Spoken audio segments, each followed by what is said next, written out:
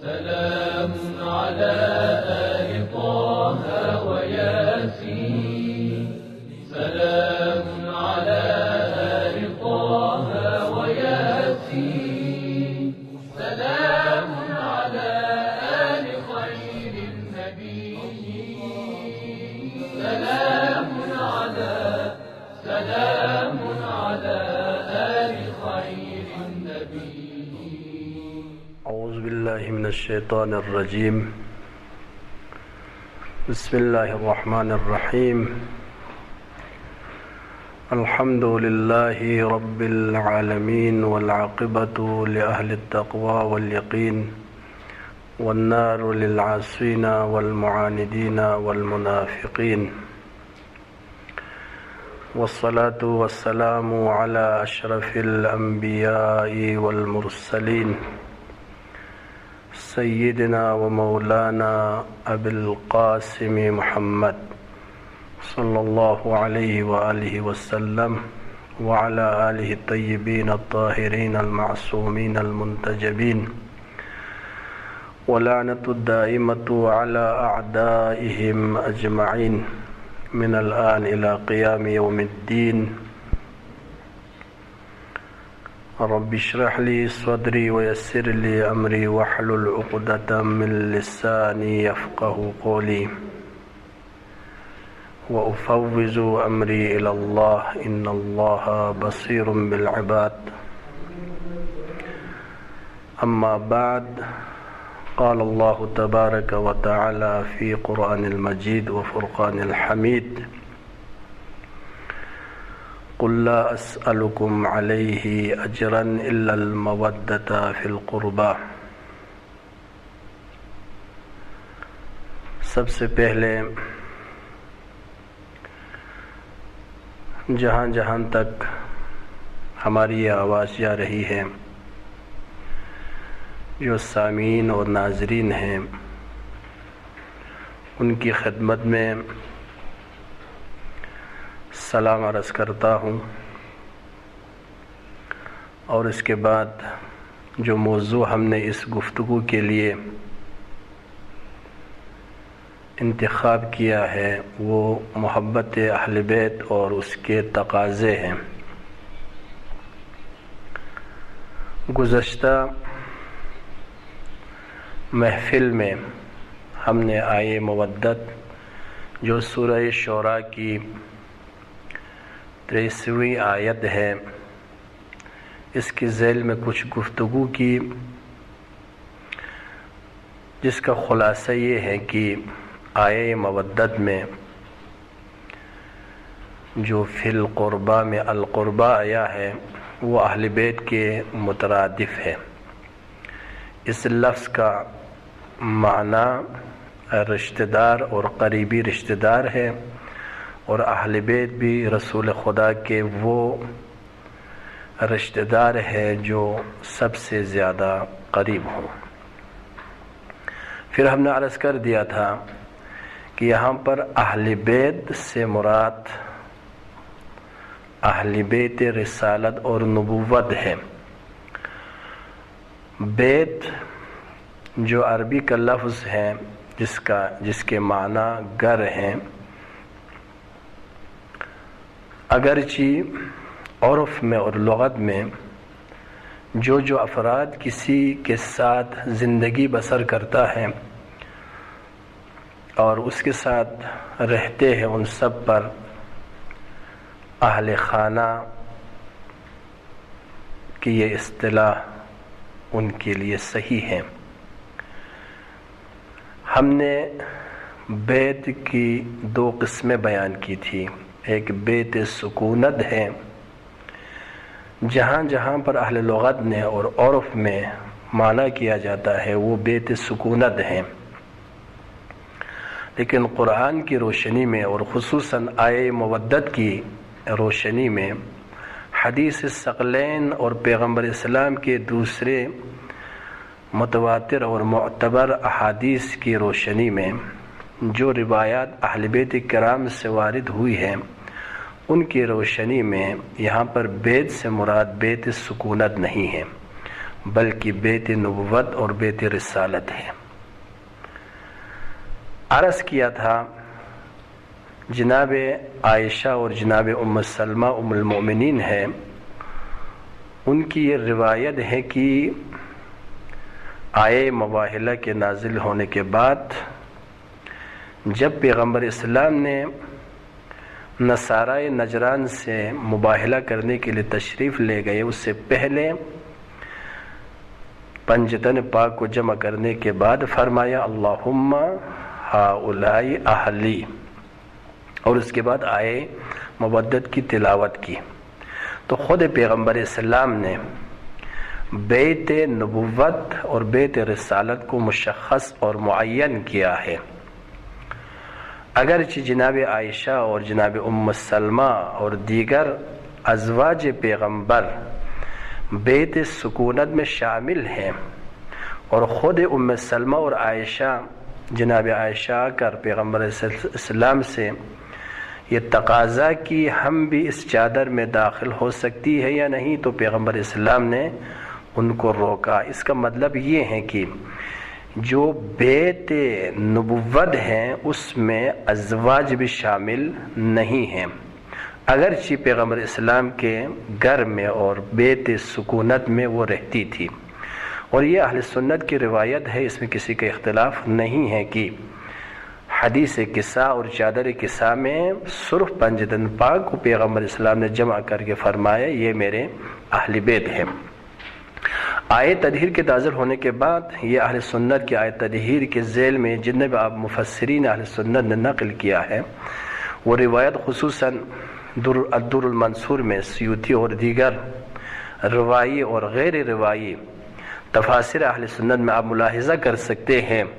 کہ وہاں پر پیغمبر اسلام نے آیت تطہیر کے نزول اور آیت مودت کے نزول کے بعد پیغمبر اسلام نے اہل بیت کو جمع کر کے بیت نبوت اور بیت سکونت کو جدا کر دیا ہے۔ لہذا قربا یا اہل بیت سے مراد صرف وہی افراد بیت نبوت میں شامل ہو سکتے ہیں جو معصوم ہو۔ بس بیت نبوت اور بیت سکونت میں فرق یہ ہے کہ بیت نبوت میں صرف وہ افراد آ سکتے ہیں جن کی عصمت ثابت ہو اور وہ معصوم ہو، اور بیت سکونت میں پیغمبر اسلام کے جتنے رشتہ دار ہیں، ازواج ہیں اور دیگر رشتہ دار حسبی اور نسبی، وہ سب بیت نبوت میں بیت سکونت میں داخل ہو سکتے ہیں۔ لہٰذا ہم جب جہاں پر اہل بیت کا جب ہم ذکر کریں گے، اہل لغت نے بھی اور یہی کہا ہے کہ یہ بیت اہل بیت پہلے عام تھا، بعد میں پیغمبر اسلام کے بعد یہ مخصوص ہوا ہے پیغمبر اسلام کے مخصوص جو رشتہ دار ہیں ان کے لیے۔ تو یہاں پر کہنے کا مطلب یہ ہے کہ جو قربا میں قل لا اسألکم علیہ اجرا الا المودۃ فی القربا آیا ہے، محبت اور مودت اہل بیت کو مسلمانوں سے جو تقاضا کیا گیا ہے وہ صرف ان افراد کی محبت واجب ہے، ان افراد کی مودت واجب ہے جو بیت نبوت میں داخل ہو سکیں، اور آیے تطہیر اور آیے مباہلہ اور دیگر آیات جو اہل بیت کی شان میں نازل ہوئی ہے ان کے مصداق ہو، وہ صرف بیت نبوت میں داخل ہو سکتے ہیں، اور باقی افراد بیت نبوت میں داخل نہیں ہو سکتے ہیں۔ یہ گزشتہ ہماری بحث کا خلاصہ تھا۔ آئے مودت میں ایک مودت ہے، ایک محبت ہے۔ دیکھو مودت اور محبت جو اہل لغت نے معنی کیا ہے، مودت کا وہی محبت معنی کیا ہے اہل لغت نے۔ یہاں پر قرآن مجید کی اس آیت میں لفظ مودت کو خصوصی طور پر یہاں پر جو لایا ہے، اس کا ایک مقصد اور فلسفہ ہے۔ لہذا محبت اور مودت میں فرق بیان کرنا ہوگا، تو میں ایک سادہ الفاظ میں یوں بیان کر سکتا ہوں کہ محبت چاہت کو کہا جاتا ہے، اسی طرح مودت کا معنی بھی چاہت، یعنی کسی کو چاہنا۔ لیکن ایک ظریف فرق ہے، ایک نقطہ ہے یہاں پر، لہذا اہل تفسیر اور اہل لغت اور معنی کرنے والے دوسرے افراد نے اختلاف کیا ہے بعض نے فرمایا ہے کہ مودت اور محبت ایک ہی معنی میں ہے، یعنی مترادف ہے، مودت وہی محبت ہے، محبت وہی مودت ہے۔ بعض نے کہا ہے کہ مودت عام ہے، محبت خاص ہے، اور بعض نے کہا ہے مودت خاص ہے اور محبت عام ہے۔ اور بعض نے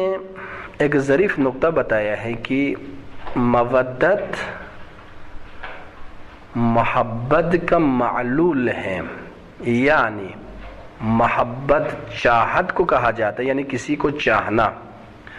اور کسی کو چاہنے کے بعد یعنی کسی سے محبت ہونے کے بعد جو آثار مرتب ہوتے ہیں اس کے معنی کو مودت کہا جاتا ہے، یعنی محبت کا اظہار عمل کے لحاظ سے۔ یعنی جب آپ کسی کو چاہتے ہیں، آپ کہیں کہ میں اپنے والدین کو چاہتا ہوں، اپنے بھائی کو چاہتا ہوں، کسی دوست کو میں چاہتا ہوں، اور چاہنے کو عملی طور پر اگر کوئی نشان دینا چاہے تو اس کے محبت کا تقاضا یہ ہے کہ جو محبوب کی چاہت کے مطابق، عاشق اپنے معشوق کی چاہت کے مطابق اپنی زندگی کو ڈالے، اپنے گفتار میں، اپنے کردار میں وہ ساری چیزیں لحاظ کرے جو اس کا محبوب اور اس کا معشوق چاہتا ہے، اسے محبت کہا جاتا ہے۔ بس محبت میں ممکن ہے کوئی انسان کہے کہ میں کسی سے محبت کرتا ہوں تو اس کے عمل کے لحاظ سے اس محبت کا آثار نہ ہو، تو اس لحاظ سے کہا جاتا ہے کہ محبت جھوٹی بھی ہو سکتی ہے، غلط دعویٰ بھی ہو سکتا ہے کہ میں کسی سے محبت کرتا ہوں۔ جب کہتے ہیں مودت کرتا ہوں، اس کا مطلب یہ ہے کہ مودت میں اصلاً جھوٹ کا شائبہ نہیں ہوتا ہے۔ مودت اس مخصوص محبت کو کہا جاتا ہے جو عمل، گفتار اور کردار میں اپنے محبوب اور اپنے معشوق کے چاہت کے مطابق عمل کرے، چاہت کے مطابق بولے، چاہت کے مطابق اپنے کردار کو اپنائے، اس کو کہتے ہیں مودت۔ بس قرآن مجید میں خداوند عالم نے اہل بیت کی مودت کو چاہا ہے، تو یعنی مودت یعنی اپنے کردار، اپنے گفتار کو اہل بیت کے کردار اور گفتار کے ساتھ ملائے اور ان کے تقاضوں کے مطابق اپنی زندگی کو ڈالے، تو اسے کہتے ہیں مودت۔ بس اگر کوئی محبت کا دعویٰ کرے اور اس کا عمل اہل بیت کے کردار کے مطابق نہ ہو، اہل بیت کے فرامین کے مطابق نہ ہو، تو اس کی محبت زبانی ہوگی۔ لہذا قرآن مجید میں بھی جہاں جہاں پر یا بہت سے آیات میں کہا ہے کہ اگر محبت کرتے ہو تو شرط یہ ہے کہ اتباع بھی کرے۔ ان کنتم تحبون اللہ فاتبعونی، کہا اے میرا رسول آپ ان لوگوں سے، اپنے امت سے کہہ دے اگر تم لوگ یہ دعویٰ کرتے ہیں کہ ہم اللہ کو چاہتے ہیں تو پھر میری اتباع کرو۔ بس محبت اتباع کے ساتھ ہو تو وہ محبت حقیقی ہے، وہ محبت واقعی ہے۔ اگر جس محبت میں اتباع نہ ہو، اطاعت نہ ہو، پیروی نہ ہو، وہ محبت نہیں ہے، وہ جھوٹ کی محبت ہے۔ لہذا قرآن مجید نے شرط لگائی ہے اگر محبت کا دعویدار ہے تو پیغمبر اسلام کی اطاعت ساتھ ہونی چاہیے۔ بس یہاں پر اس مودت کو بغیر کسی شرط اور شروط کے ساتھ لائے، اس کا مطلب یہ ہے کہ خود مودت، لفظ مودت میں محبت کے ساتھ ساتھ پیروی، اتباع بھی چھپی ہوئی ہے، مضمر ہے اس میں۔ بس مودت وہ محبت ہے جس کے پیچھے کیا ہو؟ اتباع اور پیروی اور اطاعت ہو۔ تو بس اس انشاءاللہ آئندہ گفتگو میں، یا ہمارے گفتگو کا سلسلہ آگے اور ہوگی، تو وہاں پر ہم بیان کریں کہ مودت کے تقاضے، محبت اہل بیت کے کیا کیا تقاضے ہیں۔ آیا صرف محبت کرنا کافی ہے یا محبت کے کچھ تقاضے ہیں، ان تقاضوں کے مطابق عمل کرے تو وہ محبت اور مودت، واقعی مودت اور محبت ہے۔ لہذا امام صادق علیہ السلام کی طرف منسوب ایک شعر ہے، ایک رباعی ہے عربی میں، جس میں آپ فرماتے ہیں تعصى الالہ وانت تظہر حبہ، تم اللہ کی معصیت کرتے ہو، اللہ کی معصیت کرتے ہو پھر اظہار محبت بھی کرتے ہو، یعنی معصیت کے ساتھ اظہار محبت کرتے ہو۔ ھذا محال فی الفداء بدیع فی الفعال بدیع، اس قسم کی محبت یہ بالبدیع اور ظاہراً دن کی روشنی کی طرح اس قسم کی محبت یہ محال ہے، یعنی کوئی محبت کا دعویدار اور اظہار محبت کرے پھر معصیت کرے۔ اس کے بعد آپ فرماتے ہیں کہ ان کان حبک صادقا لاطعتہ، اگر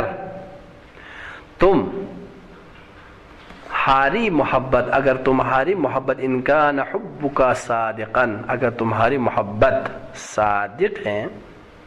سچی محبت ہے، تو لاطعتہ، خدا کی اطاعت بھی کرتا۔ ان المحب لمن یحب مطیع، جو محب ہیں، جو کسی کے ساتھ محبت کرتا ہے، جس کے ساتھ محبت کرتا ہے یعنی اپنے محبوب کی، وہ مطیع ہوا کرتا ہے۔ بس اس کا مطلب ہے کہ محبت واقعی، محبت سچی، محبت محقق حقیقی، وہ محبت ہے جس میں اطاعت ہو۔ بس آیت قرآن کی روشنی میں بھی اور حدیث امام صادق علیہ السلام کی روشنی میں بھی محبت وہی محبت ہے جس میں اطاعت ساتھ ہو۔ اب آئے مودت کی طرف۔ آئے مودت کی شان نزول میں مختلف روایات نقل ہوئی ہیں، اور ایک روایت میں نے پہلے آپ کا خدمت میں اشارہ کیا تھا کہ جب پیغمبر اسلام مدینہ تشریف لائے، مکہ چھوڑ کر ہجرت کر کے، اور مدینہ میں حکومت اسلامی تشکیل دی، جب اسلام کی طاقت پورے مدینے میں اور اس کے اطراف میں پھیل گئی، اور اسلام کا نور اور اسلام کی روشنی پھیلنا شروع ہو گئی، تو اس وقت پیغمبر اسلام نے ایک حکومت اسلامی تشکیل دی اور سارے مسلمانوں کو متحد کر کے اسلام کے پرچم تلے جمع کیا۔ تو اس وقت انصار ایک جگہ پر جمع ہو کر انہوں نے مشورہ کیا کہ یہ پیغمبر اسلام مکہ چھوڑ کر، اپنا شہر چھوڑ کر،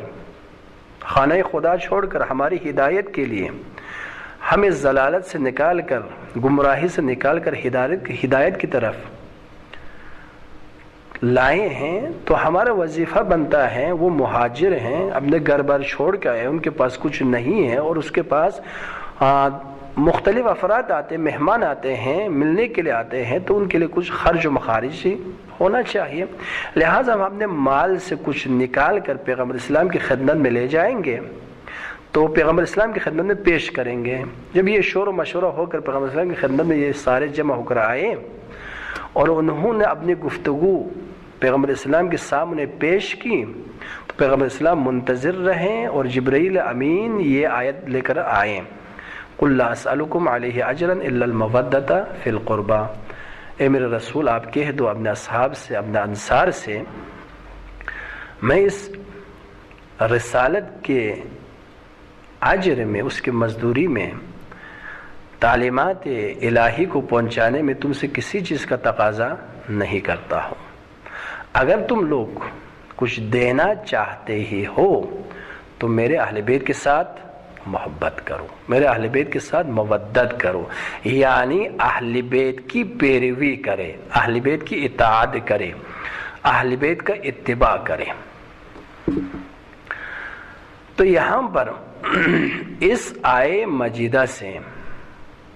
ہمیں کیا سمجھ میں آتا ہے؟ تو انشاءاللہ میں آپ کی خدمت میں، اگر ابھی وقت ہوا، ابھی نہیں تو آئندہ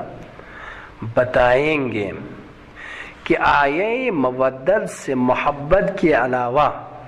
کیا کیا ہمیں استفادہ ہوتا ہے، کیا کیا حاصل ہوتے ہیں، کیا کیا چیزیں یہاں سے ثابت ہوتی ہیں۔ آیا فقط اہل بیت کے ساتھ اظہار محبت کرنا یا اہل بیت کی نماز روزہ میں جس طرح ہم کسی مجتہد کے کسی عالم کے کہنے پر عمل کرتے ہیں،